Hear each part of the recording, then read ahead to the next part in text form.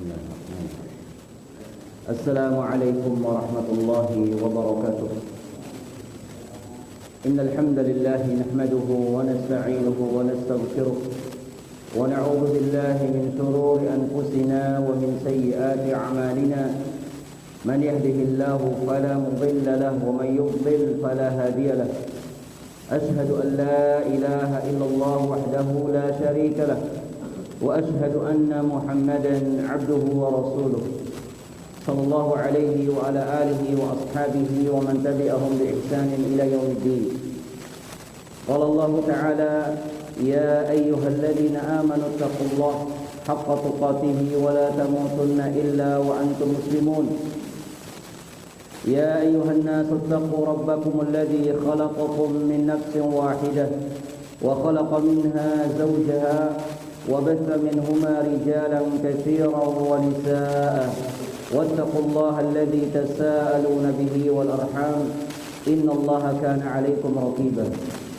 يا أيها الذين آمنوا اتقوا الله وقولوا قولا سديدا يصلح لكم أعمالكم ويغفر لكم ذنوبكم ومن يطع الله ورسوله فقد فاز فوزا عظيما. أما بعد فإن أحسن الكلام كلام الله وخير الهدى هدى محمد صلى الله عليه وعلى آله وسلم وشر الأمور محدثاتها فإن كل محدثة بدعة وكل بدعة ضلالة وكل ضلالة في النار. Ma'asyiral muslimin wal muslimat, jamaah pengajian dan salat maghrib rahimani wa rahimakumullah. Alhamdulillah, marilah kita bersyukur kepada Allah Azza wa Jalla yang telah memberikan kepada kita berbagai macam nikmat-nikmat yang begitu banyak sehingga kita tidak bisa menghitung nikmat Allah Subhanahu wa taala tersebut. Maka kita memuji Allah Subhanahu wa taala karena hanya Allah Subhanahu wa taala satu-satunya zat yang berhak untuk mendapatkan pujian.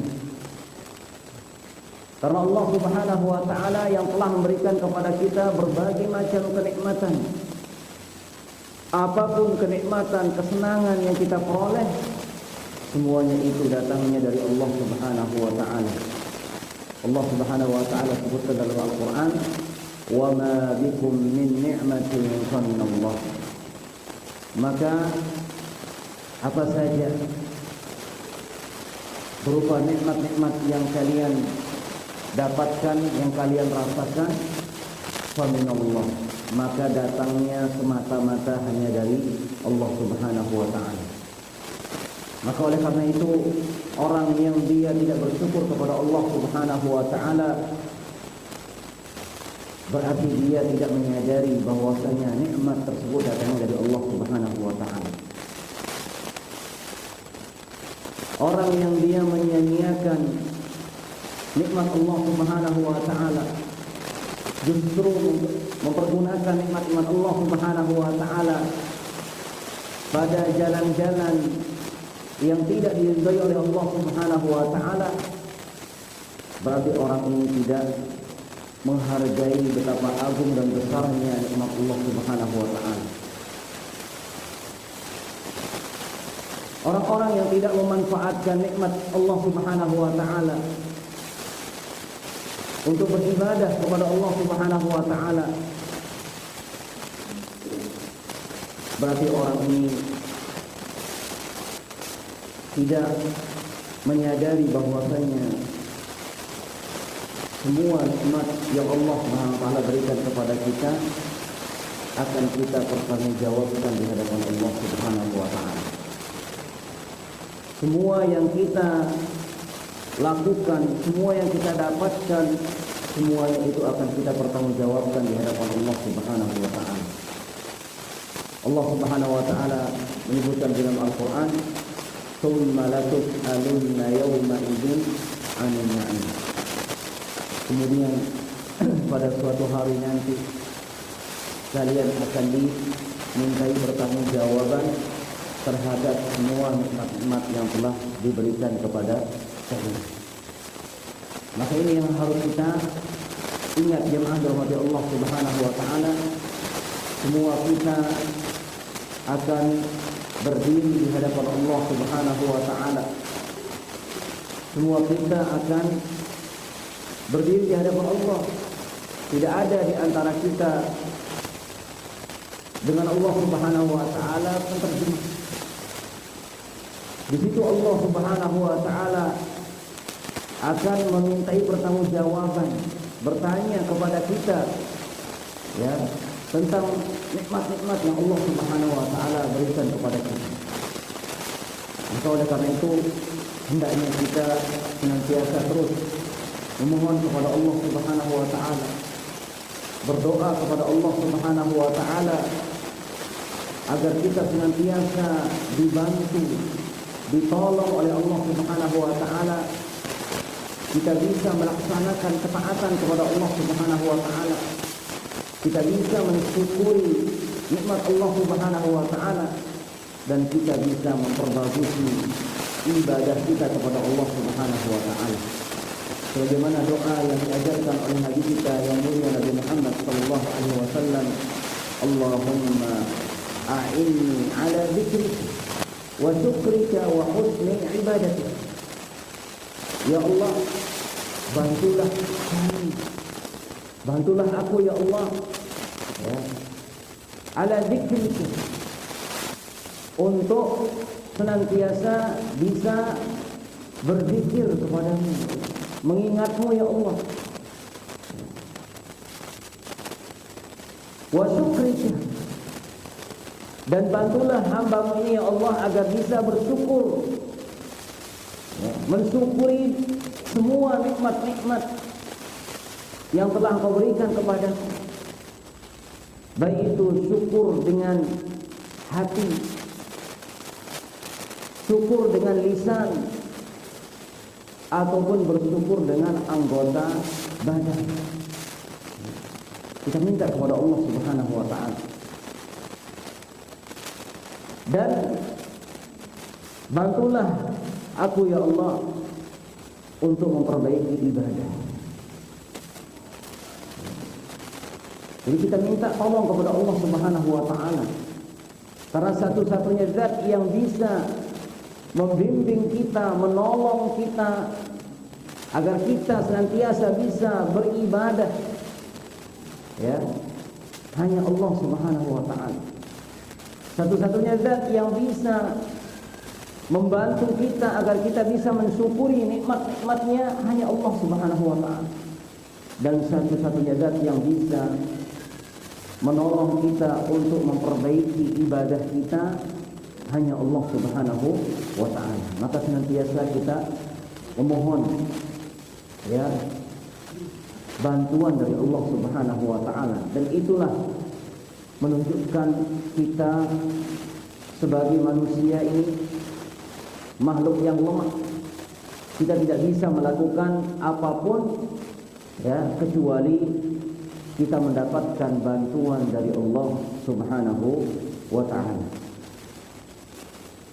Jamaah rahmati Allah azza wa jalla. Kemudian yang kedua, tidak lupa kita mengucapkan salawat dan salam kepada Nabi kita Nabi Muhammad sallallahu alaihi wasallam beserta para sahabatnya dan orang-orang yang senantiasa mengikuti, membela, mempelajari, memperjuangkan, ya, sunnah-sunnah beliau ini sampai di akhir zaman, yaitu di hari kiamat.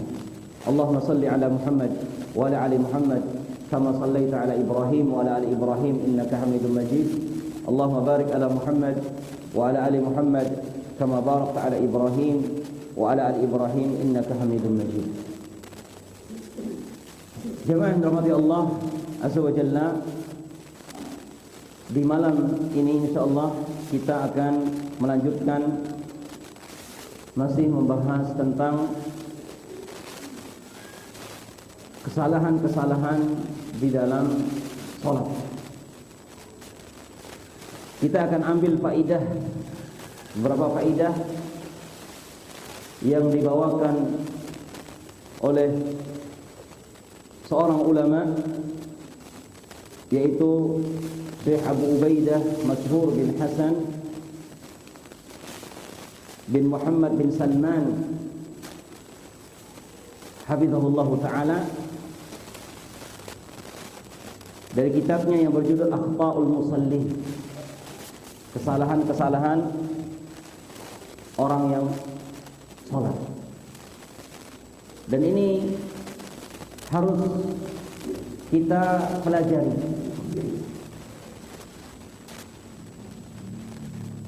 Karena apa? Karena kita tidak akan bisa melaksanakan ibadah dengan benar kecuali kita mengetahui kebalikan dari ibadah tersebut. Dan tujuan kita mempelajari keburukan itu, kesalahan, bukan untuk kita mengamalkannya, namun untuk kita pertama mengetahuinya, yang kedua kita bisa menjauhinya. Terkait dengan salat, salat ini adalah ibadah yang sangat agung, ibadah yang terbaik di sisi Allah Subhanahu wa taala. Maka hendaknya kita senantiasa menjaga salat kita ini. Sebagaimana Allah Subhanahu wa taala ingatkan kita dalam Al-Qur'an, hafizu 'alas salawat was salatul wusta. Hafizu, kalian jagalah salat-salat. Ya. Di sini Allah Subhanahu wa taala menganjurkan kita agar kita menjaga salat. Nah, di antara bagian yang harus kita jaga dari salat itu, jangan sampai kita melaksanakan salat ini keliru. Kita harus, jangan sampai kita di dalam salat, kaifiyat salat, tata cara salat kita salah. Karena Nabi Shallallahu Alaihi Wasallam menganjurkan kita agar kita salat ini dengan benar. Sallu kama ra'aitumuni usalli. Salatlah kalian sebagaimana kalian melihat aku salat. Jadi salat ini ibadah yang mulia yang sudah dicontohkan oleh Nabi Shallallahu Alaihi Wasallam. Dan salat kita ini tidak akan diterima oleh Allah Subhanahu wa taala apabila salat kita ini tidak mengikuti tata cara yang telah dicontohkan oleh Rasulullah sallallahu alaihi wasallam. Karena mengikuti Rasulullah sallallahu alaihi wasallam dalam ibadah, terlebih salat, ini merupakan syarat diterimanya ibadah kita. Maka oleh karena itu kita senantiasa terus belajar, menuntut ilmu, ya, agar betul-betul salat yang kita lakukan ini betul-betul bernilai, berharga. Salat yang kita lakukan adalah salat yang benar, sesuai dengan contoh dari Nabi Sallallahu Alaihi Wasallam, sehingga kita ibadah salat kita ini diterima oleh Allah Subhanahu Wa Taala dan kita mendapatkan pahalanya kelak di hari kiamat. Ya. Jangan sampai kita tidak mendapatkan apa-apa dari ibadah salat kita ini. Jamaah rahmati Allah azza wa jalla. Sekarang kita akan jelaskan di sini, kita ambil faidah dari ucapan yang ditulis oleh Syekh Mas'hur bin Hasan bin Salman. Beliau mengatakan, akhta'u muqimis salah wa mustamiliha, yaitu kesalahan-kesalahan orang yang menegakkan salat atau orang yang melakukan iqamah, ya, tamat. Makanya diberikan judul di sini, akhta'uhum min iqamatis salah hatta takbiratul ihram. Hatta takbiratul ihram.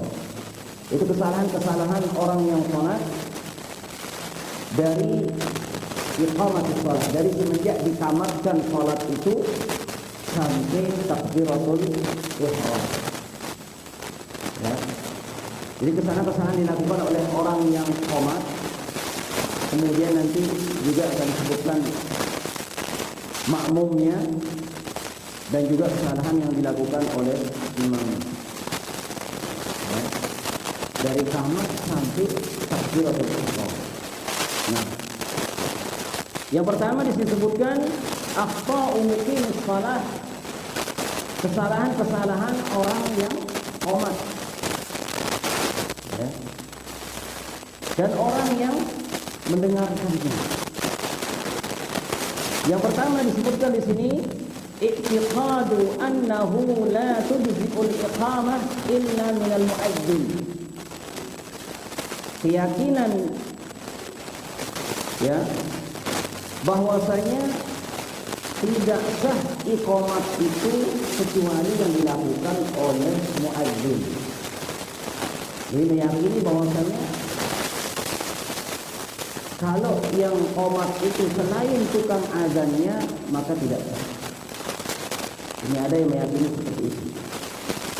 Pokoknya harus yang qomat itu adalah tukang azannya, muadzinnya. Ya. Wa ya'tamidu al-qa'iluna bihada ala haditsin dhaif. Nah, orang yang meyakini seperti itu tidak boleh yang qomat kecuali muadzinnya. Dia beralasan dengan sebuah hadis, tapi hadisnya itu hadisnya dhaif. Apa bunyi hadisnya itu? Yaitu man adzana fa huwa yusalli. Siapa yang azan maka dialah yang melakukan iqamah. Siapa yang azan dia yang harus melakukan iqamah. Ya. Dijelaskan dalam interpretasinya. Qala fihi Abu Hatim wa fil ilal. Naam. Libni hadha haditsun munkar. Dha'afahu al-Baghawi. Hadis ini hadis yang munkar dan didhaifkan oleh al-Imam al-Baghawi. Dan juga al-Imam al-Baihaqi. Nah.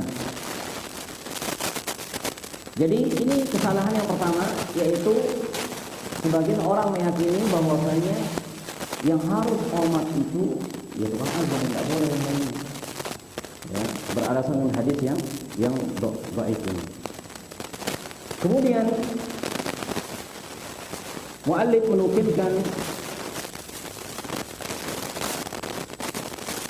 penjelasan dari Syekh Al-Albani rahimahullah. قال الألباني ومن آثار هذا الحديث السيئة أنه سبب لإثارة النزاع بين المصلين. Nah, di antara akibat yang buruk dari hadis yang dhaif ini yaitu apa?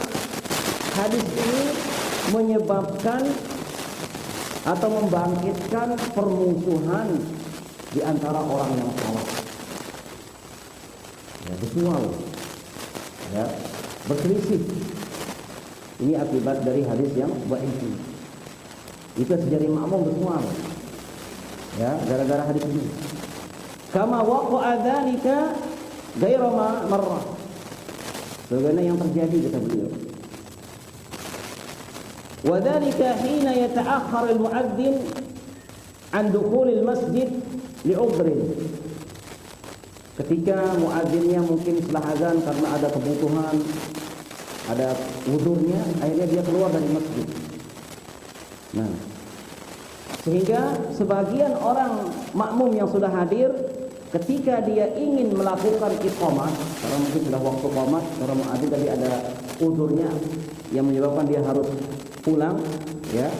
Ketika sudah datang waktu qomat, sebagian dari makmum yang sudah hadir ini ingin melakukan qomat. Akan tapi sebagian mereka melarangnya. Usah. Beralasan dengan hadis yang tadi itu. Ya. Man adzana fahuwa yuqim. Siapa yang azan maka dia yang harus qomat. Akhirnya ribut ya. Qomat kan.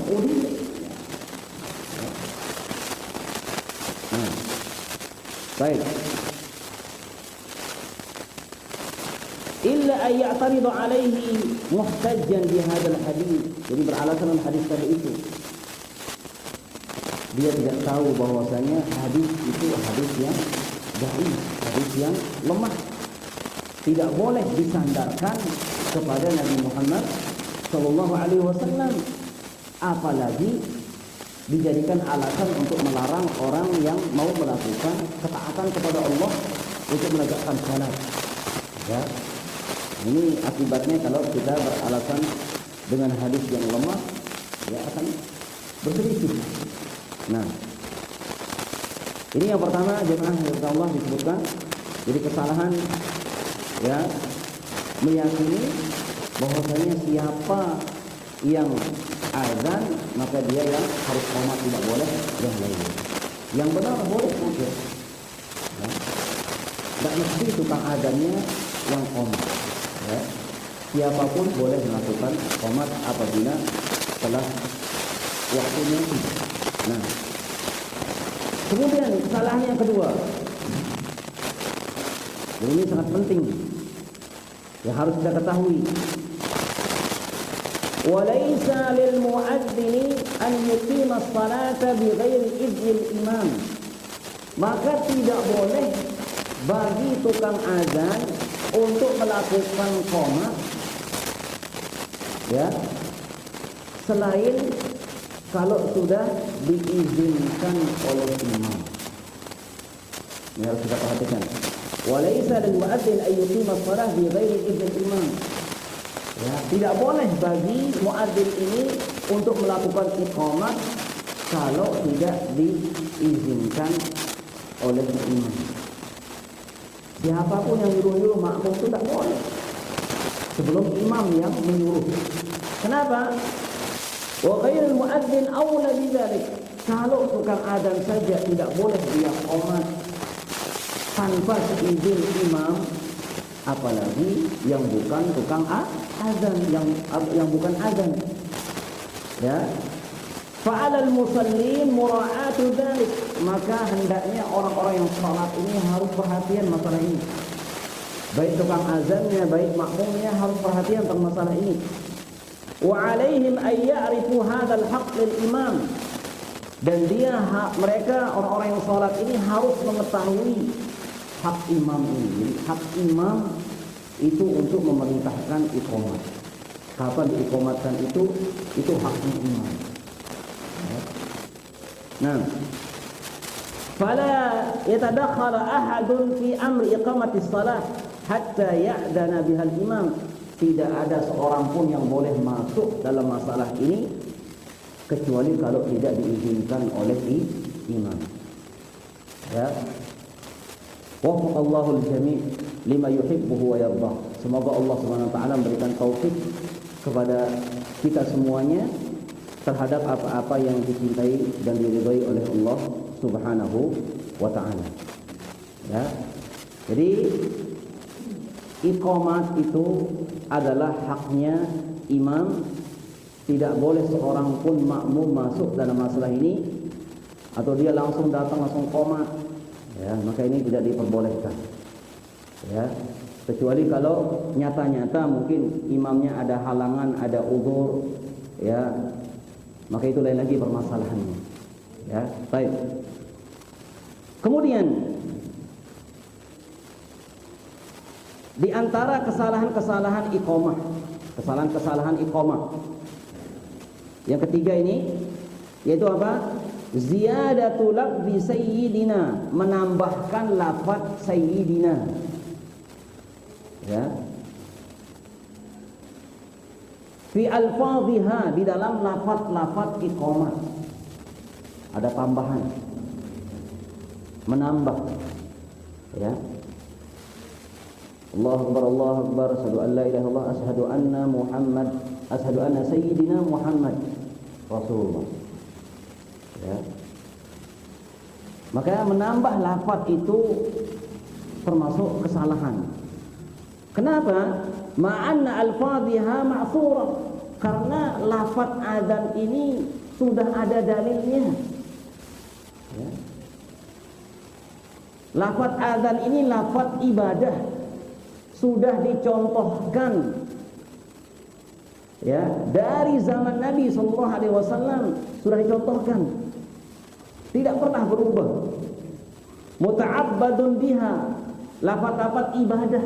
Orang yang membaca iqamat itu ketika dia qamat, dia sedang beribadah. Ya. Ruwiyat bitawaturi khalfan an salaf, telah diriwayatkan secara mutawatir dari ulama salaf, dari dulu sampai sekarang, sampai yang akan datang, lafaznya itu sudah ada dalilnya, tidak pernah ada, tidak boleh kita tambah-tambah lagi, tidak boleh kita kurang-kurangin lagi. Fi kutubil hadits as-sihah wal hasan, telah termaktub, telah tertulis lafaz-lafaz iqamat ini di dalam kitab-kitab hadis. Ya. Sudah ada di dalam kitab-kitab hadis yang sahih dan hadis yang hasan, dan kitab-kitab musnad wal ma'ajim, yaitu musnad, yaitu karangan-karangan ulama-ulama. Ya. Di musnad, masanid itu kitab-kitab musnad, wal ma'ajim dan mu'jam, kumpulan-kumpulan hadis yang ditulis oleh para ulama. Dari dulu sudah tertulis lafaz-lafaznya, tidak ada penambahan di situ kata-kata sayyidina.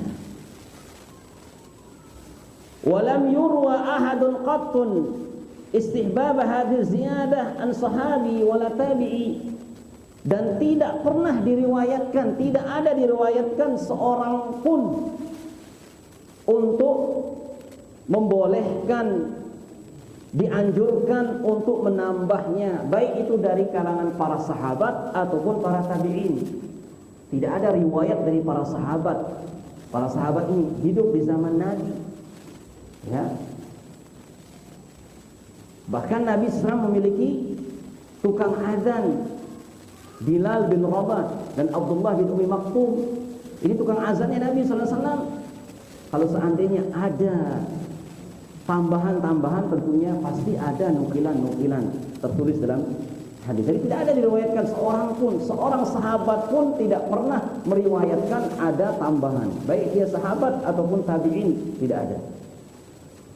Bal wala faqihun min fuqaha'il a'immah wala atba'ihim, demikian juga tidak ada tambahan-tambahan itu dari para imam-imam, para fuqaha, ulama-ulama, dan juga pengikut-pengikut mereka. Entah itu Imam Malik, Imam Abu Hanifah, Imam Ahmad, Imam Syafi'i, dan imam-imam yang lainnya dan pengikut-pengikutnya tidak pernah juga meriwayatkan ada tambahan sayyidina.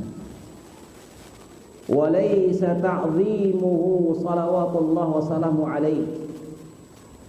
Ya, dan biziyadati alfazin fi ibadatin masru'ah, dan bukan termasuk pengagungan kepada Rasulullah sallallahu alaihi wasallam dengan kita menambah lafaz-lafaz dalam ibadah yang disyariatkan. Ya, banyak orang, wah ini kan pengagungan untuk Nabi, sayyidina. Ya. Betul, sayyidina ini artinya sayyid. Ya. Tapi kita harus beribadah dengan sesuatu yang sudah dicontohkan oleh Nabi SAW.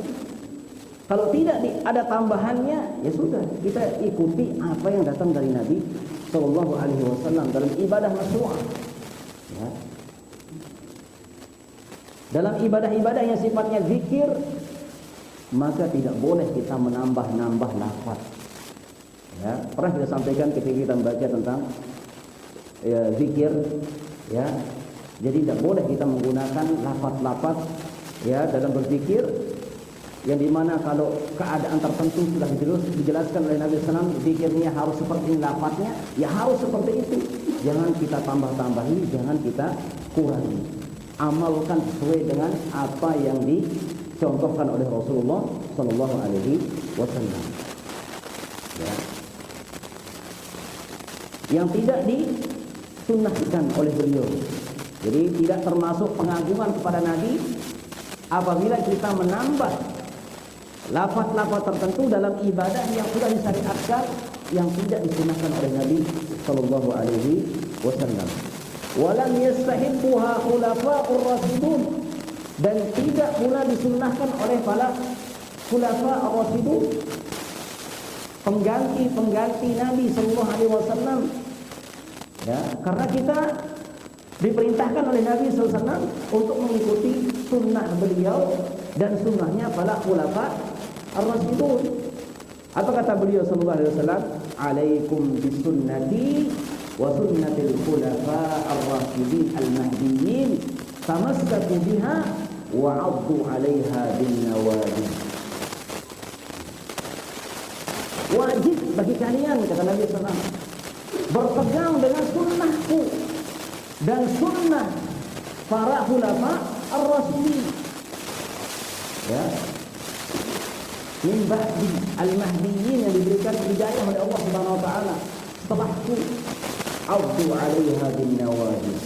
Ya, gigit dia sunnah itu dengan gigi geraham kalian. Artinya ini perintah untuk berpegang teguh dengan apa yang datang dari Nabi dan para sahabat.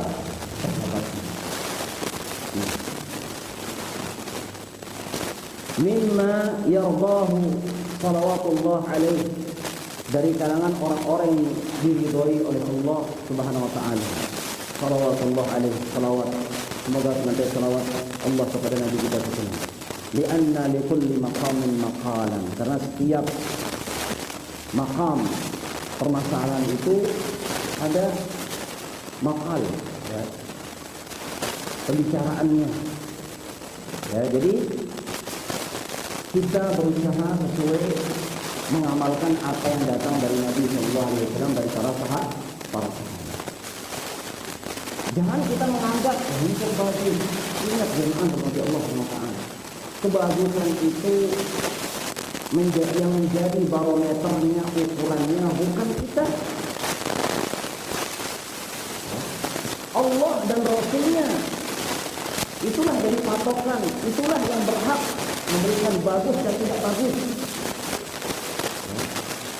Nah, di antara juga tambahan-tambahan yang kita dengar, yaitu membaca ta'awudz ketika qomat. Ini juga tidak ada dari Nabi Sallallahu Alaihi Wasallam. Mungkin anggap itu kan bagus. Ya. Maka kembali kepada apa yang dicontohkan oleh Nabi Sallallahu Alaihi Wasallam. Lihat kitab-kitab yang bahas tentang azan, ya, tentang iqamat, ada enggak disebutkan ta'awudz? Setiap permasalahan itu ada tempatnya masing-masing. Ta'awudz ini diperintahkan ketika kita baca Al-Quran. Jadi Al-Quran ini, ta'awudz itu bagus, tapi telah diletakkan tempatnya, yaitu ketika kita ingin membaca Al-Quran.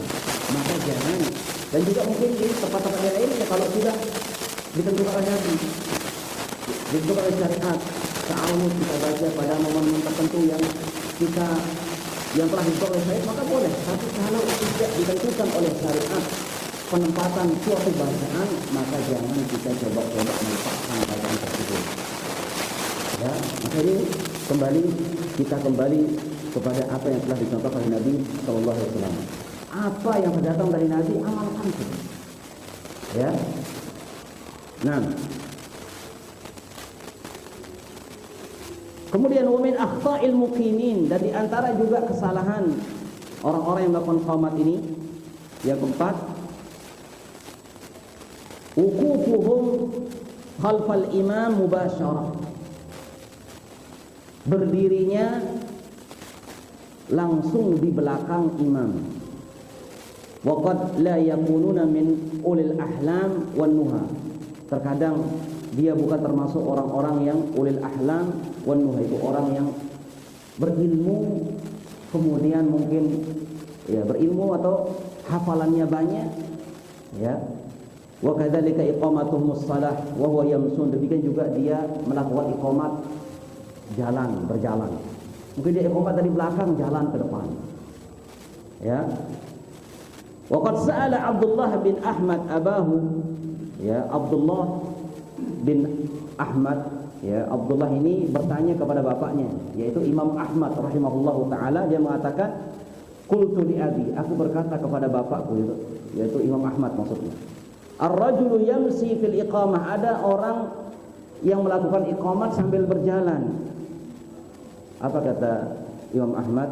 Ahabbu ilayya an yuqima makana, saya lebih suka dia itu qomat diam, berdiri tidak berjalan, diam. Wa dzalika li anna al-iqamata syuri'at li'lam, karena yang namanya iqamat ini disyariatkan untuk memberitahu telah ditegakkan salat. Wa syuri'at fi mawdhi'ihi, maka disyariatkan dia itu berdiri pada tempatnya. Liyakuna ablagh fi ilam, supaya suaranya lebih lantang. Ya, lantang dalam menyampaikan iqamat tersebut. Nah,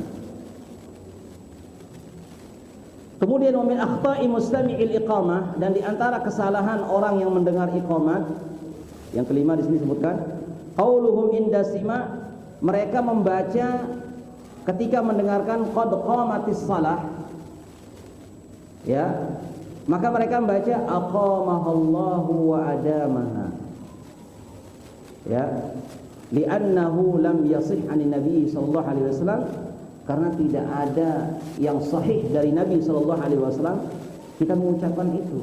Ketika tukang qamat yang qamat mengatakan qad qamatis shalah, kemudian kita yang mendengar membaca aqamahallahu wa adamaha, maka ini tidak sahih dari Nabi sallallahu alaihi wasallam. Karena apa?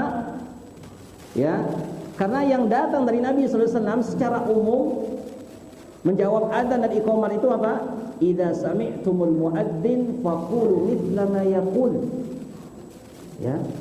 Apabila kalian mendengar suara adzan, ucapkanlah semisal apa yang diucapkan oleh tukang adzan. Ini secara umum kaidahnya. Fasawab, maka yang benar kata Syekh di sini, an yuqal qad qamatis shalah. Kalau yang qamat mengatakan qad qamatis shalah, ya kita yang dengar juga mengatakan apa? Qad qamatis shalah. Karena sesuai dan kembali kepada keumuman hadis itu. Ya. Adapun berdalil dengan hadis tadi itu, ya ada memang hadisnya, tapi di hadis ini didhaifkan oleh Imam Nawawi dan juga Al-Imam Ibnu Hajar. Apa bunyi hadisnya itu? Akhraj Abu Dawud min hadisi Abi Umamah anna Bilalan akhadha fil iqamah. Ya, dikeluarkan oleh Abu Dawud. Kemudian juga dari hadis Abu Umamah, suatu hari Bilal qomat. Ya, falamma balagha, ketika sampai pada lafaz qad qamatis shalah, qala an-nabiy sallallahu alaihi wasallam, Nabi bersabda aqamahallahu wa adamaha. Maka langsung hadis ini dikomentari oleh para ulama, wa huwa dha'ifun wa ziyadat fihi, hadisnya hadis yang lemah. Ya, tambahan di situ juga aqamahallahu wa adamaha la aslalaha, tidak ada asal muasalnya. Nah, ini dia mungkin jamaah kepada Allah Subhanahu wa taala, ya, beberapa ilmu yang kita ambil faedah dari apa yang disebutkan oleh Syekh Mashhur Salman. Semoga ini memberikan pencerahan kepada kita. Semoga Allah Subhanahu wa taala, ya, senantiasa memberikan taufik kepada kita untuk kita mengamalkan sunnah-sunnah Nabi sallallahu alaihi wasallam. Kita beribadah ini sesuai dengan apa yang telah dicontohkan oleh Nabi sallallahu alaihi wasallam. Wallahu a'lam bishawab. Demikian yang bisa disampaikan. Subhanallah wa bihamdihi, asyhadu an la ilaha illa anta, astaghfiruka wa atubu ilaik. Wassalamualaikum warahmatullahi wabarakatuh.